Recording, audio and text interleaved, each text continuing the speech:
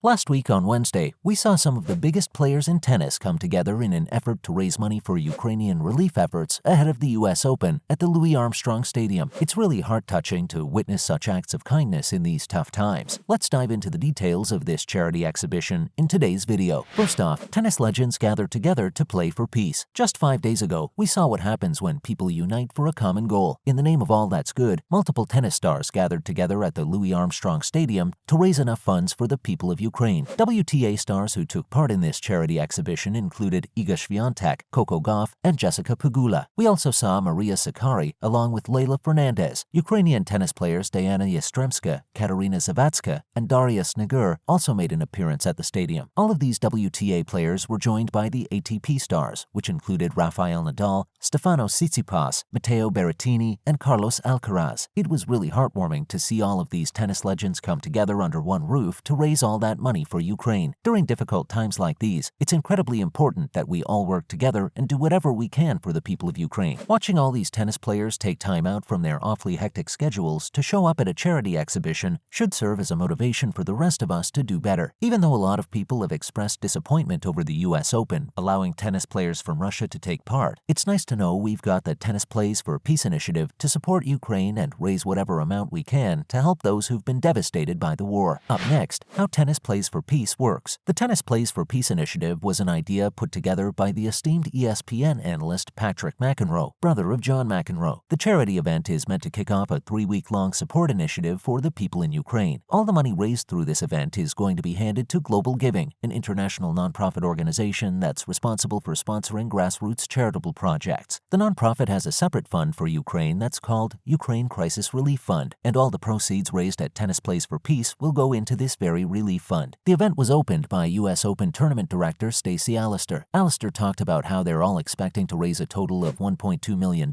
for Ukraine over the entire course of the US Open. All of this money is going to be spent on providing humanitarian aid to the people of Ukraine, as well as all the Ukrainian refugees who had to flee to neighboring regions during the war. And then, all the double sets that were played at this peace exhibition. A total of 5 double sets were played across this exhibition. In the first set, we had the dream pairing of Nadal and Swiatek up against John McEnroe and Gauff. After that, we saw an incredible match where Pegula and Ben Shelton played against Fernandez and Felix Auger-Aliassime. We saw Maria Sakkari make an incredible team with Stefanos Tsitsipas as they played a set against Berrettini and Zavatska. All in all, it was quite a memorable event, and all the players, despite being pretty serious on court, had a remarkable time. Moving on, here's what Katerina Zavatska has to say about the exhibition. We had some Ukrainian tennis players at the Tennis Plays for Peace, so let's see what they had to say about this charity exhibition. Katerina Zavatska, who was paired up with Rafael Nadal, opened up about how the situation back home has been constantly on her mind ever since Russia began the terrible invasion back in February this year. What's more, the 22-year-old tennis player was really touched that the exhibition was held on August 24th, the day Ukrainians celebrate as Independence Day. Zavatska talked about how on this Independence Day there are no fireworks for celebration for Ukrainians, but she expressed hope that next year things would be different for her and her people. For now, how even Sergei Stakhovsky participated at the event. Sergei Stakhovsky has been a professional tennis player for almost 2 decades before he announced his retirement when Russia began its invasion of the tennis player's homeland. As soon as that happened, Stakhovsky announced how he's going to leave the sport so he can go back to Ukraine, join the Ukrainian army, and defend his homeland against the Russian invasion. We saw Stakhovsky make an appearance at the Louis Armstrong Stadium on Wednesday evening. He thanked the organizers for arranging such an event and how their support means a lot for the people of Ukraine. The situation in Ukraine hasn't gotten any better ever since the invasion began, and we hope these funds reach the people and give them all the help they need right now. Every dollar raised could feed a hungry child, and that's all that matters right now. And finally, this is what the rest of the players had to say about the charity event. Coco Gauff, who was at the exhibition, was seen wearing shoes that carried the message, "Play for Peace." Later on in an interview, she opened up about how glad she was to be a part of this event and that she's always going to speak up when it comes to human rights. Rafael Nadal, the men's Grand Slam singles title record holder, admitted how the last 2 years have been really rough, especially because of the pandemic and then the ongoing war in Ukraine. All of the players were glad they could raise enough funds for the people in Ukraine. Now, in other tennis news. First up, Serena Williams' win against Danka Kovinic at the US Open. We've all been mourning the fact that this is going to be Serena Williams' last tennis tournament. The tennis legend's going to enter retirement right after this, and we've been trying to take it in for quite some time. But despite all the odds, the woman still got her game. We saw her epic triumph against Danka Kovinic in her first US Open round. It was a pretty shaky start, especially with Williams misfiring serve early on on in the game. Well, we all let our nerves get the best of us at times, but we're so happy the tennis legend overcame hers and gave her all to this match. Once the 23-time Grand Slam champion got her momentum, she was back in the game. She gained control of her serve, and from the looks of it, 27-year-old Danka Kovinic couldn't match Williams' level. The 40-year-old tennis champion's going to face Estonian tennis player Anett Kontaveit next week on Wednesday in a second-round match. Let's hope Williams manages to win this one too. Next up, this is how Emma Raducanu is preparing for the US Open. Until last year, Emma Raducanu was just another player in the world of tennis. That is, until she made history by being the first ever qualifier to win a US Open title. And now, she's back this year as the defending champion. Of course, there must be a lot of pressure on her to defend last year's momentous win, but the British tennis player isn't letting all that pressure get to her. No, in fact, she's trying to use all the positive energy that she can to focus on this year's tournament. Raducanu's first match is against French tennis player Elise Cornet on Tuesday, and speaking about it, Raducanu admitted that she keeps telling herself she's just starting all over again. According to the 19-year-old champ, she needs to get rid of all external pressures in order to compete well at the tournament. We're all aware of how incredibly demanding it is to play as a full-time player on the WTA Tour, and even though Raducanu didn't have the most impressive tennis season this year, she's still looking forward to giving every match her best shot. Let's hope the 19-year-old is able to turn things around at the US Open. It would be pretty awesome to see her win it again. And finally, here's what John McEnroe has to say about Novak Djokovic's 2022 tennis season. The entire tennis world is devastated after Djokovic withdrew from the US Open this year due to his vaccination status and how the CDC changed its policy for unvaccinated foreigners wanting to visit the US. The 21-time Grand Slam champion wasn't able to compete at the Australian Open earlier this year either. At this point, it's all bound to negatively impact his tennis career. John McEnroe aptly described Djokovic's career this season as a train wreck of train wrecks, and in all honesty, we agree with it. The Serbian tennis player's being kept away from playing at one of the biggest tennis tournaments of all time, and there's no way it won't influence his career moving forward. If Djokovic had been allowed to enter the US to play at the US Open, he might have won his 22nd Grand Slam title, but it looks like that won't be happening. Ever since the tournament began, McEnroe's been pretty vocal in his support for the 35-year-old tennis star. John McEnroe thinks it's one big joke to not let Djokovic compete at the US Open. He talked about how the Serbian was unvaccinated in 2021 and played at the tournament, and now that he's still unvaccinated in 2022, he's suddenly not allowed to play. Yeah, it does sound pretty ridiculous when you put it that way. That's a wrap for this video. What are your thoughts on the exhibition match? Let us know in the comments below. Make sure to give this video a thumbs up and subscribe to our channel for more videos like this. See you in the next one.